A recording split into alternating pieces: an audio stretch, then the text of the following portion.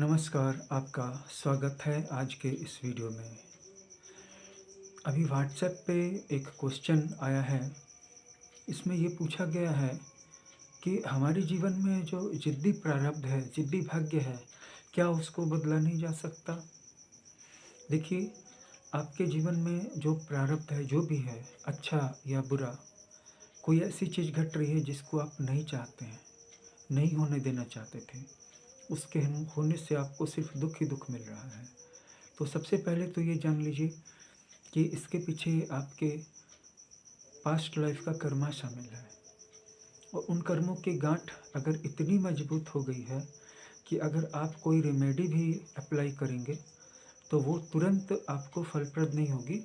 तो ज़रूर जिस हाउस की आप रेमेडी करना चाह रहे हैं उससे के अंदर में कोई पाप ग्रह मौजूद है और हमारा पास्ट लाइफ का कर्मा उसमें डीपली इन्वॉल्व है।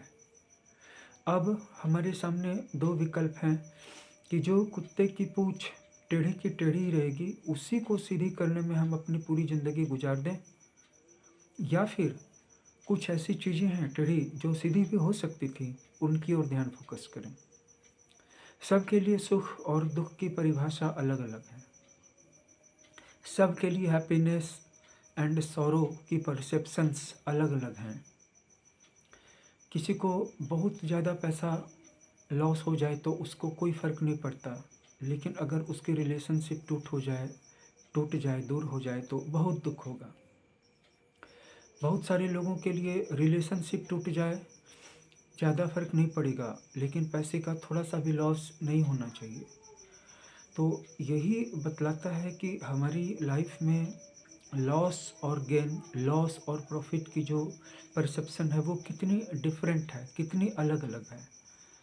अब इसको हमारा होरोस्कोप इस तरह से डिफाइन करता है कि जब किसी पेचीदे ग्रह के साथ कोई दूसरा पेचीदा ग्रह जुट जाता है, जैसे शनि के साथ केतु जुड़ जाए, या कृष्ण पक्ष के चंद्रमा के साथ केतु या राहु जुड़ जाए, या मंगल के साथ राहु जुड़ जाए, युति हो जाए, या एक दूसरे से सप्तम सप्तम में हो, एक दूसरे की राशि में हो। इन सारी कंडीशंस में जो भी आपके जीवन में पेचीदगियाँ थी पहले से, उसके ऊपर और भी एक पेचीदगी की वेब परत, कवर आ जाती है, जिसके कारण कि आप भीतर वाली परत तक कभी पहुँच ही नहीं पाएँगे। क्यों नहीं पहुँच पाएँगे? क्योंकि ऊपर की परत मोटी है, आपको अंदर की परत तक ऊपर की परत ही नहीं जाने देगी।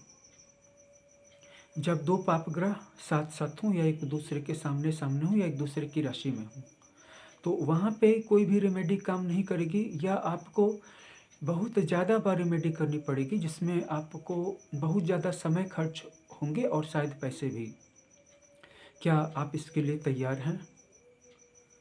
मैं तो ये कहूँगा कि ज़िंदगी में जो चीज़ें गिर चुकी हैं उनको गिरी ही रहने दीजिए।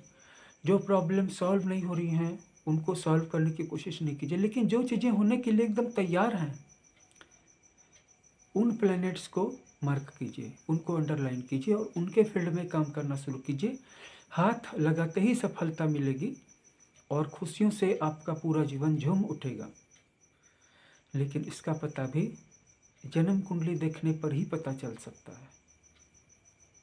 जन्म कुंडली देखने के बाद ही इसका अनुमान लगाया जा सकता है। और ऐसे तो अंत में मित्र और शत्रु, अपने और विरोधी, इन सब की एनर्जी आपकी सफलता में ही जाने वाली है। वे सभी अपने-अपने तरीके से आपकी मदद ही करें अपनी-अपनी ऊर्जा दे करके। लेकिन आप इस बात को समझेंगे तब तो, आप अपनी प्रतिक्रिया को, रिएक्शन को कंट्रोल कर सकेंगे तब तो। और अगर आप भी बच्चों के जवाब में बच्चों जैसी हरकत करने लगेंगे तो आप उनकी एनर्जी नहीं ले पाएँगे। इसलिए चाहे वो मित्र की मदद हो, चाहे शत्रु की मदद हो, दोनों की मदद खुशी से स्वीकार कर लीजिए। क्योंकि जो कुछ भी प्रकृति माता भेज रही है वो आपकी मदद के लिए कर रही है। जो कुछ भी सृष्टि, कायनात, यूनिवर्स कर रहा है, वो आपके लिए ही कर रहा है। और उसका यूनिक मिस्टीरियस तरीका है कि वो एक साथ सबकी मदद कर रहा है, सबको आगे बढ़ा रहा है। एस्ट्रोलॉजिकली हम उस ग्रह के साथ क्यों नहीं काम करते हैं, जिसके केंद्र में कोई भी पाप ग्रह नहीं है और एटलीस्ट 1 या 2 शुभ ग्रह हैं? लेकिन उसका पता कैसे चलेगा? जन्म कुंडली को देख करके।